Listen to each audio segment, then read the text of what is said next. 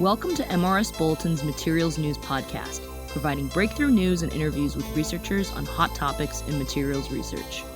My name is Sophia Chen. Picture a refrigerator magnet. Typical magnets like these are hard, rigid materials, and they are difficult to integrate into biomedical applications, such as a device that goes inside the human body or in the emerging field of soft robotics. Daniel Garcia Gonzalez and his team have come up with a new material that might work better. We managed to design super soft and flexible magnets. Garcia is a mechanical engineer at Universidad Carlos III de Madrid in Spain. Not only has his team made soft magnets, their magnets can actually change stiffness on demand. You can make it softer or more rigid. He refers to this as a programmable material. To understand how it works, let's first talk about what it's made of. It's made of a soft polymer where some of it is mixed with magnetic particles. The more particles you add, the stronger the magnetic properties you get, but the stiffer the resulting material is. So you need to find a balance. But that's not the whole picture. The other essential element of their design is the material's architecture. Picture it like this. They take small octagon-shaped pieces of their soft magnet and place them into a square frame made of just the polymer, without the magnetic particles. Each square is about the size of a face of a dice. Each square is a unit in a larger rectangular matrix that looks like a checkerboard that alternates between squares and square-shaped gaps. So the material looks like this rectangular checkerboard where each square has an octagonal soft magnet embedded in it, and each square connects to its neighbors via flexible hinges.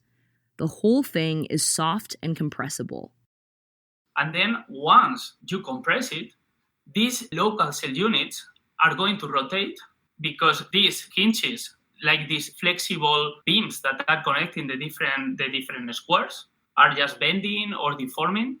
And then the whole thing is going to collapse in something that you can think like you are removing the holes. So you are creating a compact material. You can tune how soft or compressible the material is by basically rotating the orientation of the magnets through compressing the material. As the magnets change orientation, the repulsive or attractive force between them changes. Depending on how the distribution of these magnetic nodes is designed, and then during the evolution, these magnetic interactions are evolving, you are changing the effective resistance and the effective stiffness or mechanical properties of the structure. They can program the material to be harder or softer in two main ways. There's what Garcia calls the passive way, where you take out the octagonal soft magnet from the frame and rotate it and put it back in. Then there's the active way, where you put the whole structure in an external magnetic field. This can compress or expand the material and changes its stiffness. Garcia's material qualifies as a metamaterial. This is a design paradigm where you change the internal architecture and geometry of the material to change its properties.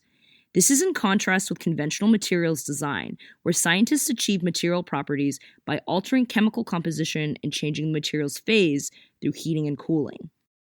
This concept of metamaterials means that now it's not about the chemistry of the material, but about finding a given microstructure.